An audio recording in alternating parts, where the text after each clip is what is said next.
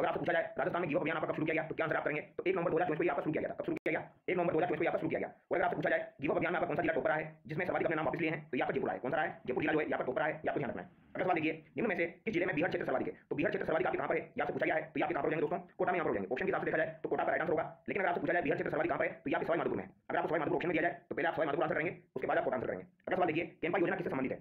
तो कैंपा योजना जो है या किससे संबंधित हो जाएगी, तो या किससे संबंधित है? वनीकरण से संबंधित है। ऑप्शन 1 यहाँ पर आपको बिल्कुल सही हो जाएगा।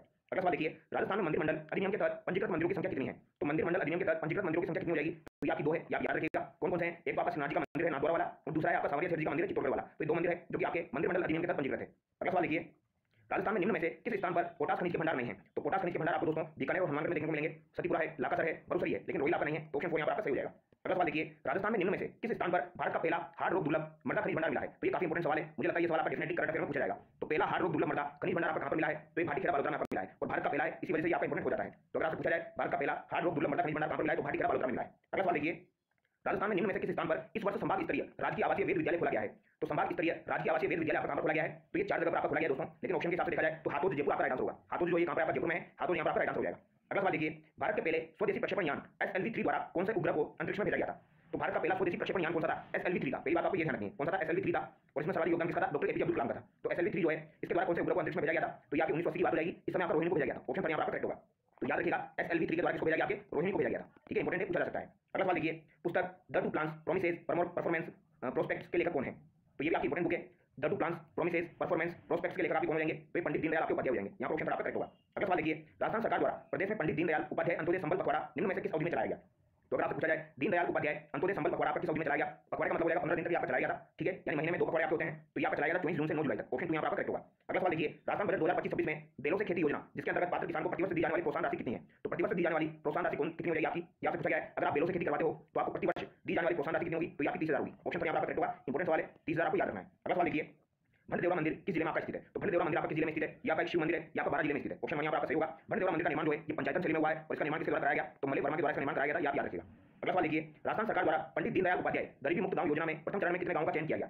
तो टोटल अगर पूछा जाए आपसे तो टोटल आपके 10,000 गांव का चयन हुआ था, उसमें से 5,000 गांव जो है दोस्तों यहाँ पे प्रथम चरण में चयनित किए गए हैं। तो प्रथम चरण का पूछा गया है तो 5,000 यहाँ पर राइट आंसर होगा। टोटल पूछा जाए तो 10,000 का राइट आंसर होगा। अगला सवाल देखिए, पोहरों की हवेली किस जिले में स्थित है?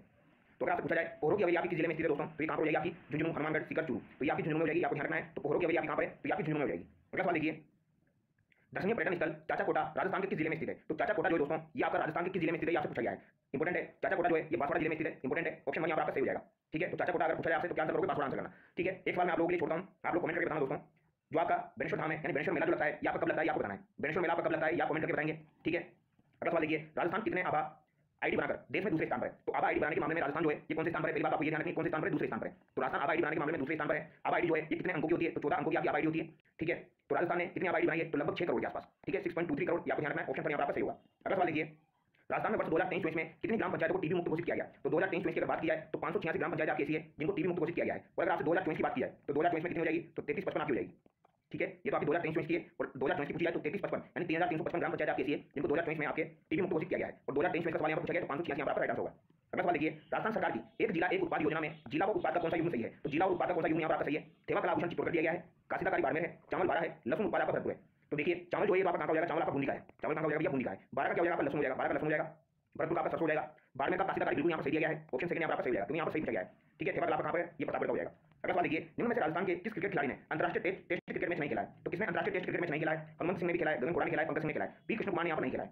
अगला सवाल देखिए, राजस्थान में पंजीकृत गौशालाओं को बड़े व छोटे गोवंश पर प्रति पशु प्रतिदिन क्रमशः कितना अनुदान राज्य सरकार द्वारा दिया जाता है? तो प्रतिदिन कितना अनुदान जो है कि राज्य सरकार के द्वारा दिया जाता है वर्तमान के हिसाब से यहाँ पर पूछा गया है। तो वर्तमान में देखा जाए तो अभी आपके 50 रुपये और 25 रुपये दिए जाते हैं, यहाँ पर आपका राइट आंसर ऑप्शन बन जाएगा। ठीक है, 50-25 आपको याद रखना है। 50 आपके बड़े पशु पर और 25 आपके छोटे पशु पर। पहले ये 44 और 20 था, अभी कितना हो गया? 50 और 25 हो गया, 15% की वृद्धि इसमें हुई है। ठीक है, आपको ध्यान रखना है। अगला सवाल देखिए, निम्न में से लेखक रचना का कौन सा सुमेलित युग्म नहीं है? तो इस सवाल को मैं आपके लिए छोड़ता हूँ, इसका आंसर आप कमेंट करके बताना। ठीक है, एक सवाल आप सब लोगों के लिए।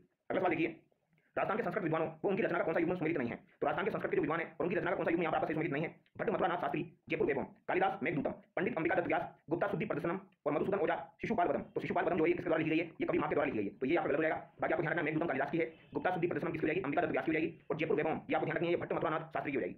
अगला सवाल देखिए, राजस्थान सरकार की महात्मा ज्योतिबा फुले मंडी श्रमिक कल्याण योजना में किस कार्य हेतु सहायता दे रही है? तो आपकी ज्योतिबा फुले मंडी श्रमिक कल्याण योजना के अंतर्गत किस कार्य हेतु आपकी सहायता दे रही है? प्रसूति सहायता यहाँ पर दे, चिकित्सा सहायता दे, विवाह के लिए सहायता दे, लेकिन आवास निर्माण की सहायता यहाँ पर दे नहीं है, तो यहाँ पर ऑप्शन 4 आपका सही हो जाएगा। अगला सवाल देखिए, राम जल सेतु लिंक परियोजना से जुड़ा नवनेरा बैराज राजस्थान के किस जिले में स्थित है? तो नवनेरा बैराज जो है ये राजस्थान के किस जिले में आपके स्थित है? तो यहाँ पे कोटा जिले में स्थित है। ठीक है, नवनेरा बैराज जो है ये कौन सी नदी पर बना हुआ है? तो यहाँ पर काली सिंध नदी पर बना हुआ है। ठीक है, एक सवाल आपसे बन सकता है रामगढ़ बांध आपका कहाँ पर है? तो ये भी आपका बारह में हो जाएगा, रामगढ़ बांध आपका बारह में। ठीक है, नवनेरा बैराज आपका कोटा में हो जाएगा, और कोटा में भी पूछा जाएगा कहाँ पर है? तो दिवोद में है। ठीक है, एक बार सवाल आ चुका है एग्जाम में। तो यहाँ पर 24 क्वेश्चन दिए गए थे आपके सिलेक्शन अंतर्गत, जो कि मैंने आपको करवाए हैं। हो सकता है एग्जाम में यहाँ से आपको डायरेक्ट सवाल देखने को मिल जाए।